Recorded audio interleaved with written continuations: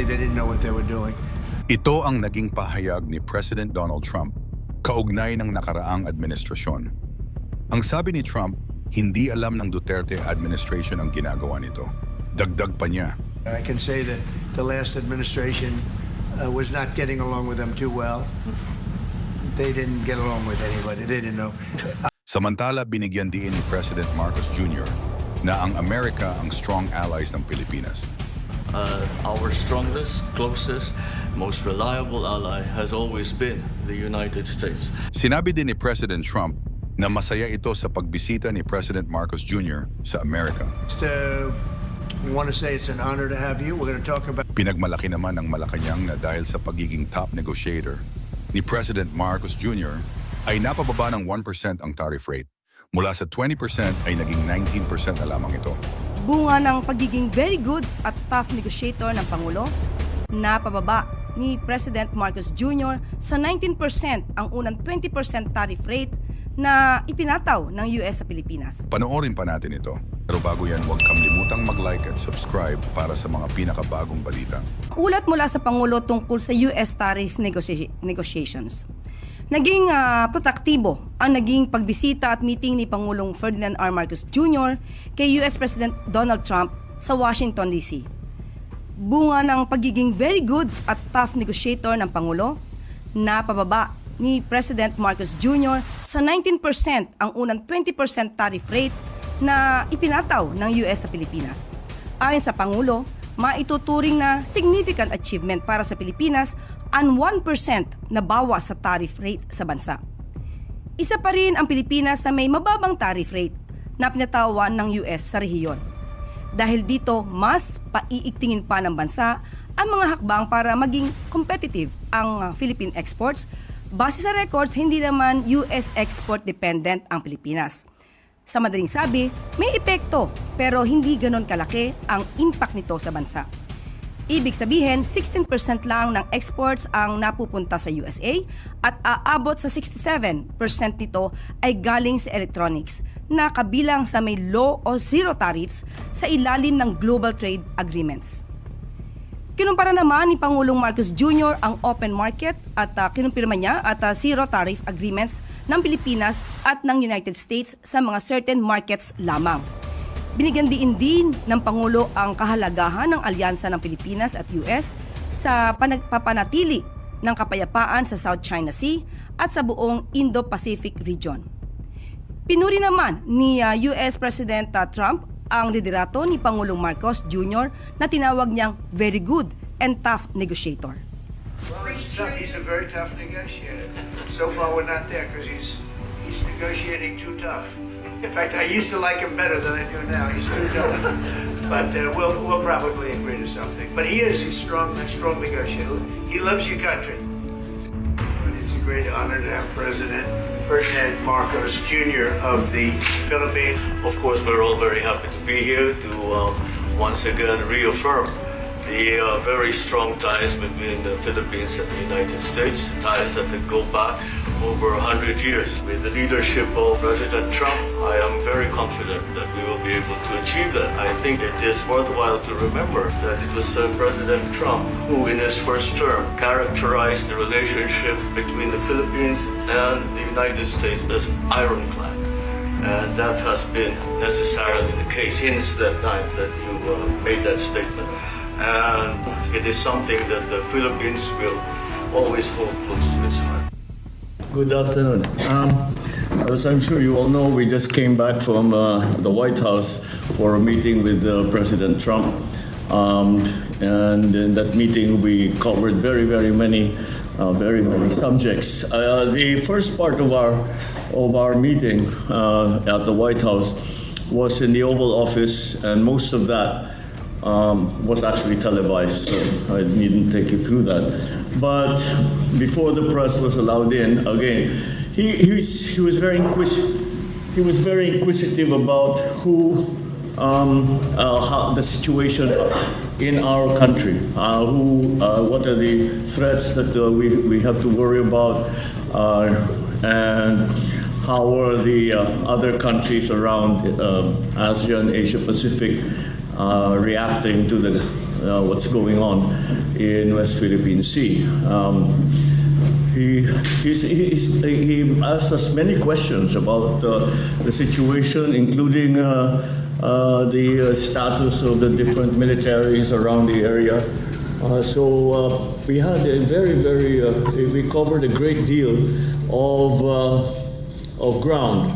Now I think it's I can already tell everyone, as it's come out already, that we managed to bring down the 20% tariff rate for the Philippines to 19. Now 1% might seem like a very small concession. However, when you put it in real terms, it is a significant achievement. There's more to be spoken about with the United States concerning the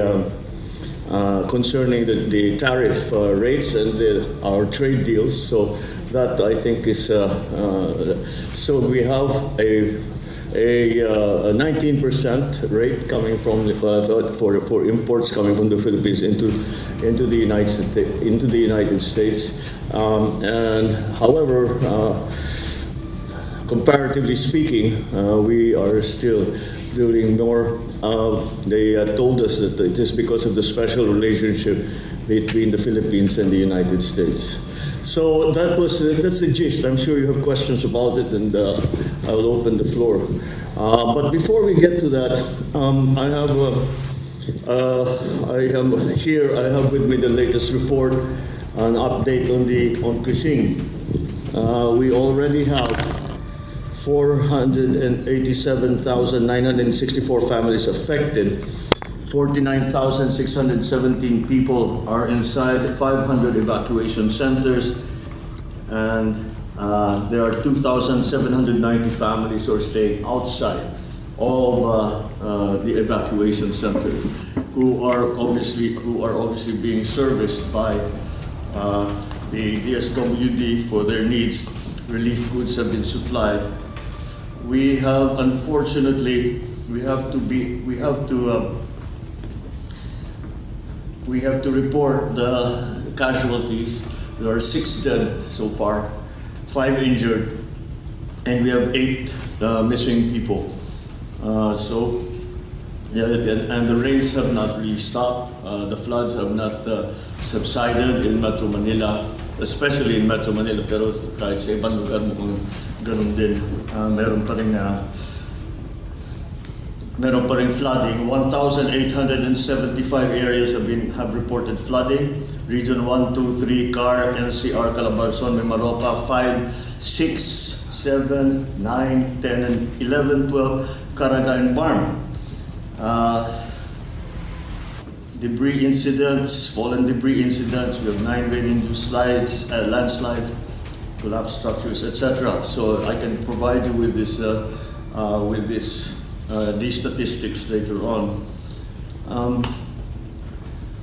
1,486,876 people are being served either inside or outside evacuation centers. I've been to the casualties. The main cause for casualties were fallen trees, drowning, and flood currents. We still have 1,080 on the sales. The damage to infrastructure, they estimate thus far, is at 4,7,442,667 and 75 centavos pa. But that is the estimate as of now. As you all know, that is still the immediate. The incident is not yet over. So loss to agriculture is estimated now at 134,655,000 pesos. Mimaropa alone is already 113 million in terms of losses. So we have been watching it from the start since we have left. We spent most of the morning going through this to try and make sure. Mukha naman maganda ang response ng mga teams natin.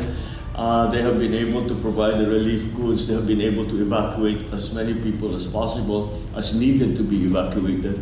And so we are just hoping for the floods to subside, the rain to lessen, and the floods to subside, so that we can start again a cleanup process.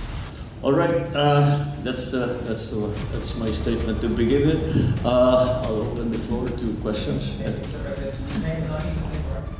Good afternoon, Mr. President. On tariffs, we also saw the post of President Trump on Truth Social. So he also indicated a lower tariff of 19%, as you said. Can we do something about the microphone? Thank you. Although he also said that the Philippines is going open market with the United States and zero tariffs. Can you elaborate more on this? He also said that. The Philippines is going open market with Yes. the United States. And Well, zero there were tariffs. certain markets that they were asked to be open that are presently in this right now are not open. The major areas that he said were automobiles, because we have a tariff on American automobiles. We will open that market and no longer charge tariffs on that. So there's several, but also the other side of that is an increased importation from the United States for soy products, wheat products, and pharma, actually, medicines, para makamura naman yung maging mas mura yung gamot natin. So we are coming to those arrangements. There's still a lot of detail that needs to be worked out on the different products and the different exports and imports. But basically, that's now our template. That's what we are following, is a 19% tariff rate on Philippine goods that are imported into the United States. But Mr. President, isn't the Philippines getting the shorter end of the stick here by having still higher tariffs from 17%? It's still higher. It's still higher at 19%, whereas we're giving them zero tariffs for certain sectors. Well, that's how negotiations go. We came here, when we arrived in Washington, tariff rates were 20. So why it came up from 17 to 20 is an internal matter with the United States government. So the number that we had to work with was 20. So we tried very hard to see what we can do. And we managed the 1% decrease in tariff rates. Mr. President, a follow-up on the tariffs. First, before I ask about the ammunition hub, the U.S. ranks as the Philippines' biggest import market, or rather export market, and yet it ranks only as 6th when it comes to imports, with China being our number 1 source of importation. How do you intend to address that deficit, considering that the deficit... Which deficit? The deficit between... with the U.S. or with China? With the U.S., sir. Let me give you the figures first. Let me just find the page very, very quickly. Sorry for the delays. No, I mean, which deficits are you talking about? Sir, there is How a do we big... plan to reduce the deficits? Yes, Which sir, deficit? there is a big trade deficit between the U.S. and the Philippines. As of 2024 data, we have a 4.9 How much? billion, 4.9 billion Yes, that's deficit. okay. Yes. We have the same number. Yeah. Yes, sir. It's up by 21.8% from 2023. How do you intend to address that deficit so that tariffs may hopefully be pulled down further from 19%? Exactly, as I said, we will.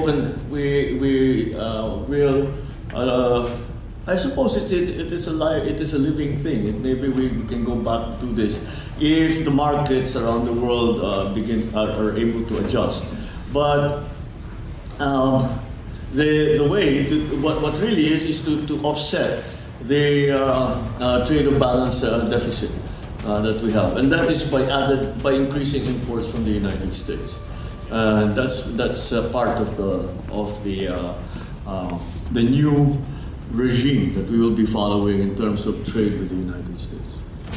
Sir, my original topic that I have listed, the U.S. ammunition hub that is planned in Subic. How is this related? Is this actually even related to your meeting with the CIA and with the defense? What are the particulars that were already in place with regard to that planned ammunition hub in Subic?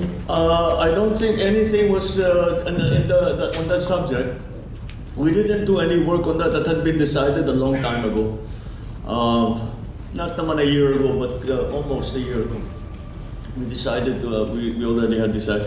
And like I answered when we were in the Oval Office, kasama ito, tinutulungan tayo ng mga Amerikano sa SRDP natin, as our Self-Reliance Defense Program. That's really something that we were going to do anyway. Kahit wala tayong katulong, gagawin talaga natin yun. They've offered to help, so. Sir, do we have figures as to how many jobs it will actually create once that hub is already finalized? And how do you intend to face threats or warnings from China, considering that we expect them not to react positively with this development in Subic as well as the Luzon corridor? Well, before we go to your question on the jobs, there's been much comment. Say that the infrastructures, military infrastructures, and the programs that we are initiating will make us a target for China. Are we not already a target for China? So I think that what we have to be thinking about is protecting the Philippines. All right. Sir, John from the Daily Tribune. Sir, may we know if there were any agreements or on the defense and security areas that has been signed between you and President Trump in your earlier meeting with him? And if that's the case, we also wanted to clarify there's a line in U.S. Defense Chief Pete Hegseth remarks from your meeting with him yesterday. He said that we are also deploying a new cutting-edge missiles and unmanned system and revitalizing defense industrial bases. Can you elaborate more on that, sir? Yeah. Before I do that, let's go back to your jobs question. Maybe the Secretary of Defense can best answer that. How many jobs will be created by the facilities that we are doing for the provision of ammunition for our military? Para sa dito ka na. I believe the original concept, although it is funded by the U.S. Congress, it will be FDI, so it's a foreign direct investment concept. We can envision a private entity going about it on a commercial basis so that they can hire people on a commercial basis. Depending on the scale, initially about 200 to 300 people, highly technical people. But then there are downstream industries. Of course, they will have to build access to port facilities. It will regenerate revenue on a commercial basis for Subic. It will increase our trade flows. So that is an example of U.S. government-sponsored foreign direct investment to help our people and our self-reliance too. So that will also cater to commonality of production of munitions, which is at a worldwide shortage at this time, of all calibers, whether direct fire or indirect fire. And as we go on, we will review the business proposal because it is on a business case basis, being foreign direct investment. And then, after we finalize the details, we will have more to report. All right, and to your question now, we stay here first because this relates. As a matter of fact, there were during the meetings there were no agreements that were up for discussion at that time. Kasi sandali lang, and actually the Secretary Gilbert, Secretary Gilbert and the other cabinet secretaries came ahead. Some of them were here on the 17th. More or less around there. So marami na silang napag-usapan. But you'll have to understand, whatever defense arrangements were arrived at, much of it we cannot talk about because they are operational details. But maybe there is something that we can discuss. Well, sir, the gist of the discussion was the enhancement of our ongoing collaborative activities bilaterally and multilaterally. Of course, we are nuancing the Balikatan as an interoperability exercise. That being the case too, it also readies the armed forces of the Philippines to adapt to new skill sets, face new threats and challenges, and ultimately acquire the necessary infrastructure for introducing new systems, including deterrent systems. And so this is a major part of the takeaways from this trip, the enhanced cooperation, including assurance of support for our continuing modernization of the military, our armed forces through the Philippine Security Sector Assistance Roadmap and the Philippine Enhanced Resiliency Act. And we're very thankful for the continued advocacy of the Trump administration for it in connection with the U.S. legislature under the leadership of President Marcos.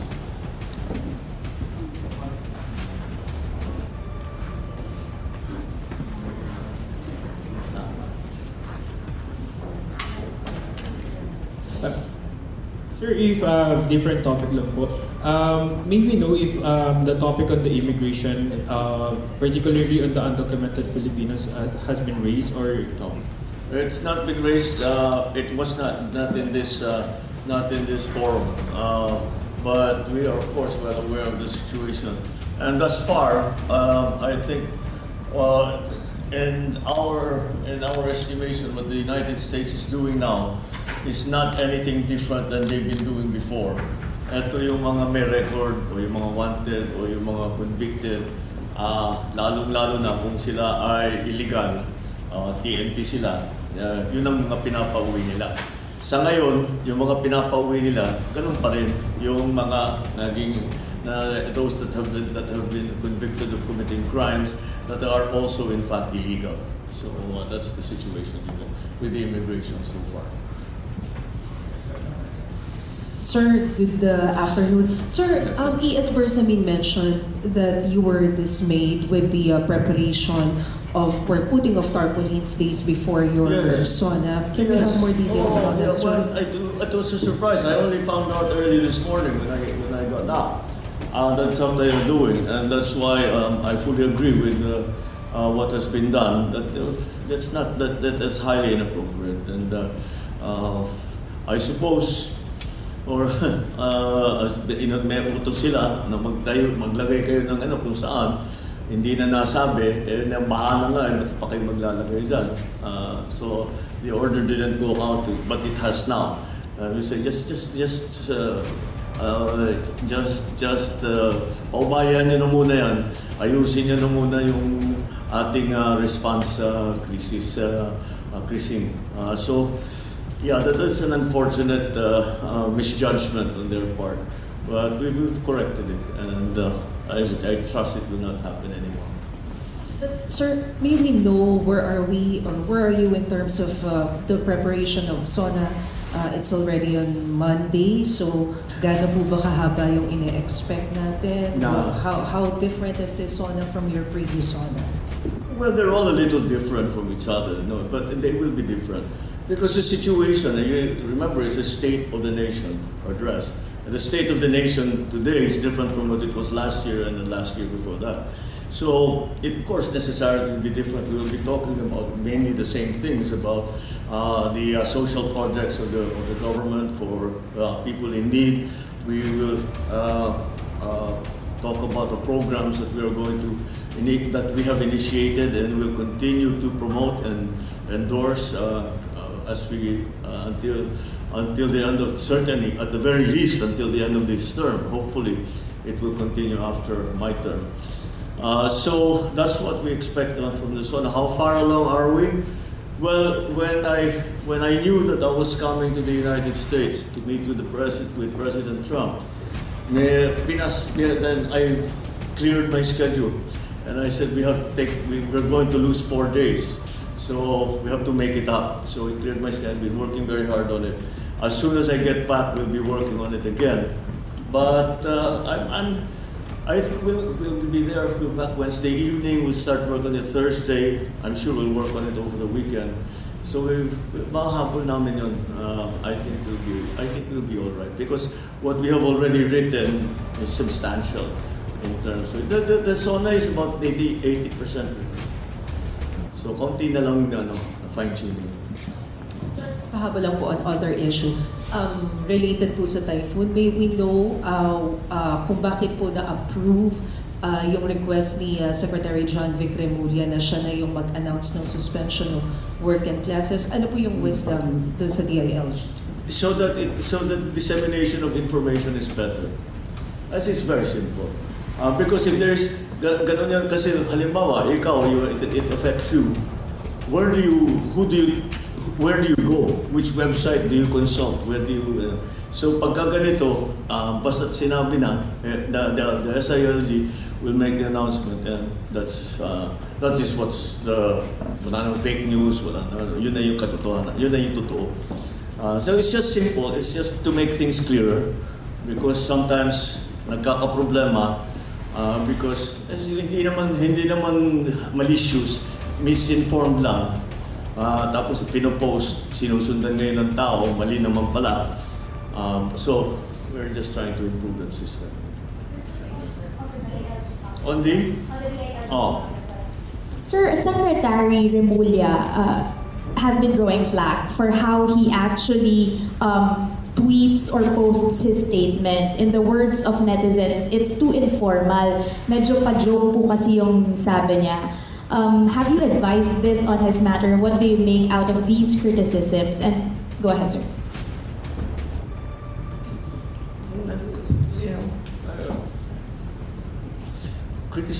People criticize me for the way I speak. That's the way I speak. That's the way he speaks. As long as he gets the message across, that's what it's for. That's what all of these postings are for. It gets some information across, and as long as he achieves that, then he manages to do what he sets out to do.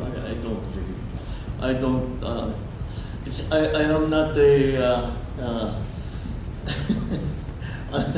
I'm not exactly a judge of how do you say literary style. I don't know how you want to put it. So that's really, I would consider that out of my purview. Good afternoon, Mr. President. As you assess the administration this year, as we will hear on Monday in your address, and given your consistent performance review, are there changes or what are the changes you want to make? And can we get an update on the performance review, sir? Wait for the SONA. Ikaw naman. You'll steal my thunder. Mawawala yung ano ko. Well, wait. And then, like I said, hindi pa naman tapos. So, but I think that everything all that we need to impart to the people will be in the SONA, in the speech in the SONA. Yeah. Yes, sir. Sandra po from GMA7. Mr. President, there was mention of U.S. assistance, especially the armed forces of the United States helping us with the relief operations. Yeah. And may we get more information how are we going to operationalize, for instance, the use of EDCA sites, and are they going to bring in relief goods or equipment perhaps to help us? The answer is simply yes, all of that.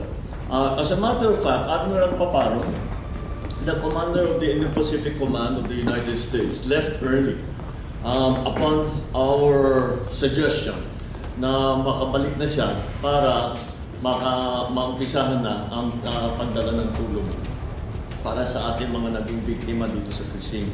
And I know that I think he spoke to Secretary Gilbert this morning and last night, and sabi na nag-umpisa na. So maybe you can feel fleshed out.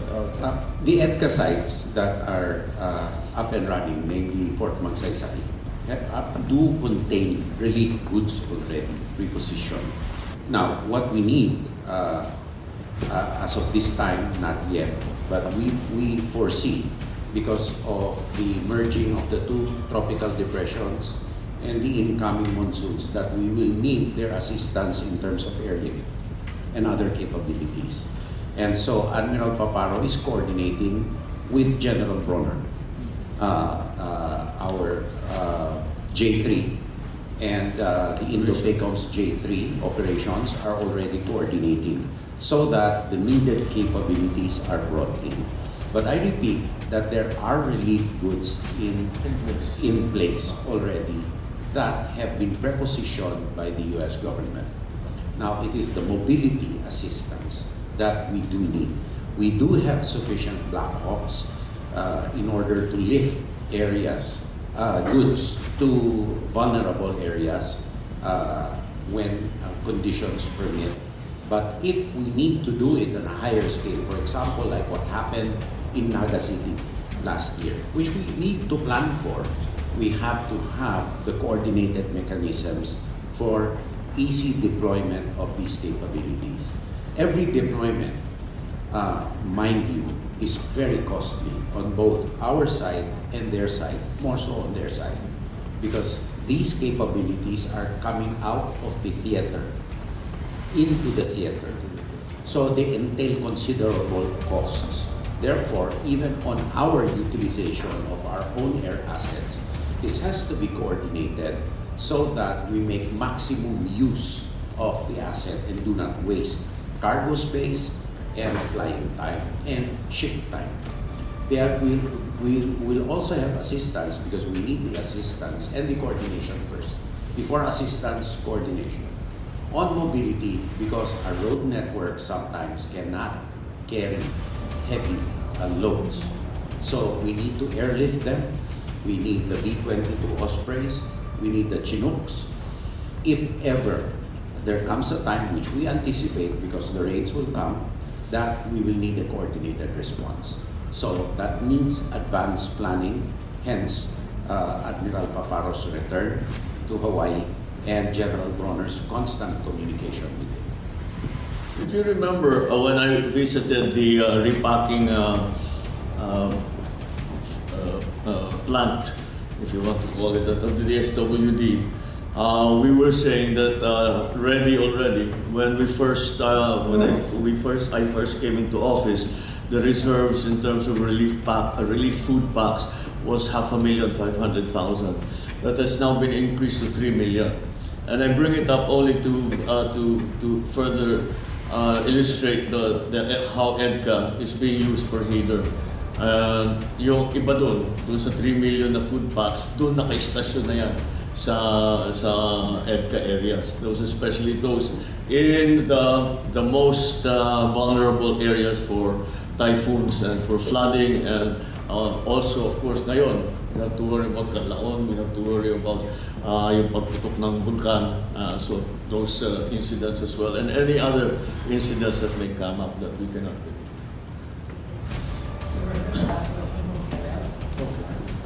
Good afternoon po, sir. Shana Salazar from RMN.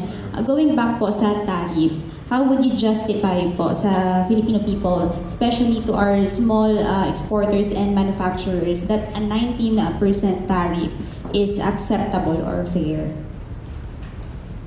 It is not our decision. So I will justify any decision I make, but it's not my decision. That number doesn't come from the Philippine government. Last po, So sir. you will have to ask whoever imposed the 19% tariff how they justify it. I couldn't answer it. Last po, sir, your reaction po, because Senator Amy Marcos suggested pushing for a 10% tariff.